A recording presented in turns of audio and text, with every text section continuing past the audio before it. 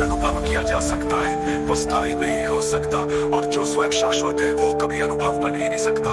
जो कुछ भी अनुभव किया जा सकता है वो स्थायी नहीं हो सकता, और जो स्वयं शाश्वत है वो कभी अनुभव बन ही नहीं सकता।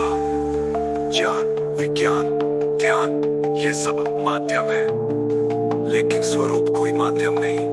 ये तो मूल मौन स्थिति है जो बिना किसी उपाय के प्रकट होती है।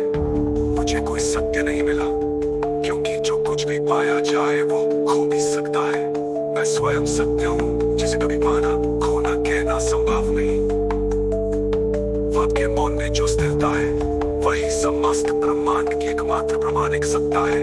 स्वरूप को पाने की कोई इच्छा भी पा रहा है, क्योंकि जहाँ पाने की आकांक्षा है वहां मैं बचा है। गुरु का उद्देश्य शिष्य को अपने स्वरूप तक ले जाना है। यदि गुरु स्वयं सत्ता बन जाए तो वो मार्ग नहीं अंधकार बन जाता है। जो कुछ भी अनुभव किया जा सकता है वो स्थायी नहीं हो सकता, और जो स्वयं शाश्वत है वो कभी अनुभव बन ही नहीं सकता। मेरा गुरु बाहर नहीं, वो मेरी पूर्ण निष्पक्षता की भित्ति में विलीन है। जहाँ अनुभव की आवृत्ति हो वहाँ भ्रम है। जहाँ एक बार में सब समाप्त हो जाए वह सत्य है। संगठन बनाना, देश देना, शिष्य बनाना, ये सब सत्ता की भूख है, निष्पक्षता नहीं। जहाँ इच्छा है वहाँ ईश्वर है, जहाँ मौन है वहाँ मैं हूँ। जैसे जल में लहरें आती जाती है पर जल की सत्ता स्थिर रहती है, वैसे ही मेरा मौन स्वरूप सत्ता नाव के नीचे स्थिर है। जहाँ अनुभव करने वाला नहीं बचता, वही अनुभव की पूर्णता है, वही स्वरूप की स्थिति है। ईश्वर तब तक है जब तक मैं हूँ, मैं मिट जाऊँ तो ईश्वर भी समाप्त हो जाता है।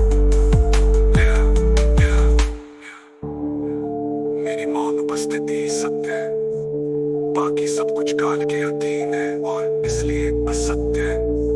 जो मुझे देख रहा है वो मैं नहीं, जो कुछ भी देखा जा सकता है वो मुझसे भिन्न है। कोई मुझे जान नहीं सकता, क्योंकि जानने वाला भी यदि मैं ही हूँ तो जानना शेष ही क्या रहा। जो कुछ भी देखा जा सकता है वो मैं नहीं हो सकता। मैं वो हूँ जो देखने से परे, जानने से परे, सोचने से परे है। जैसे सन्नाटा किसी ध्वनि का परिणाम नहीं होता, उसी तरह मेरा स्वरूप किसी प्रयास, ध्यान या योग से उत्पन्न नहीं होता। जहाँ अनुभव करने वाला नहीं बचता, वही अनुभव की पूर्णता है, वही स्वरूप की स्थिति है। ईश्वर तब तक है जब तक मैं हूँ, मैं मिट जाऊँ तो ईश्वर भी समाप्त हो जाता है। मेरी मौत उपस्थिति सत्य है, बाकी सब कुछ काल के अधीन है और इसलिए वो सत्य है।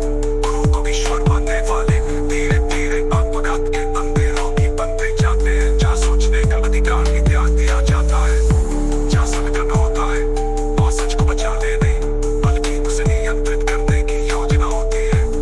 देश को बदलना है तो पहले मान्यता को बदलो, विचारों की नहीं ब्रह्मों की क्रांति लाओ। किसी को फॉलो मत करो, जो स्वयं मौन को पा चुका है वो खुद भी फॉलो नहीं करता। मैं ना संगठन हूँ, न प्रचारक हूँ, न गुरु, न शिष्य हूँ। मैं केवल शुद्ध निष्पक्ष मौन हूँ, जो झूठ के सारे वस्त्र उतार चुका है। जिसे देखा नहीं पर मान लिया, बल्कि व्यक्ति को पेड़ में समाहित करने की प्रक्रिया है, जहाँ उसका मौलिक विवेक हो।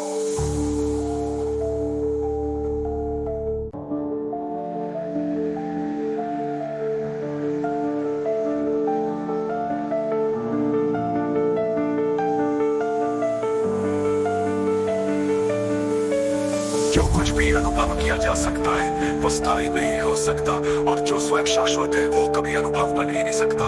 जो कुछ भी अनुभव किया जा सकता है वो स्थायी नहीं हो सकता, और जो स्वयं शाश्वत है वो कभी अनुभव बन ही नहीं सकता।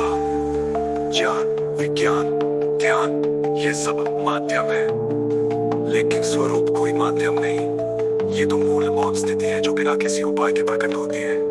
मुझे कोई सत्य नहीं मिला, क्योंकि जो कुछ भी पाया जाए वो खो भी सकता है। मैं स्वयं सत्य हूँ, जिसे कभी पाना खोना कहना संभव नहीं। वाक्य मौन में जो स्थिरता है वही समस्त ब्रह्मांड की एकमात्र प्रमाणिक सत्ता है। स्वरूप को पाने की कोई इच्छा भी पा रहा है, क्योंकि जहाँ पाने की आकांक्षा है वहां मैं बचा है। गुरु का उद्देश्य शिष्य को अपने स्वरूप तक ले जाना है। यदि गुरु स्वयं सत्ता बन जाए तो वो मार्ग नहीं अंधकार बन जाता है। जो कुछ भी अनुभव किया जा सकता है वो स्थायी नहीं हो सकता, और जो स्वयं शाश्वत है वो कभी अनुभव बन ही नहीं सकता। मेरा गुरु बार नहीं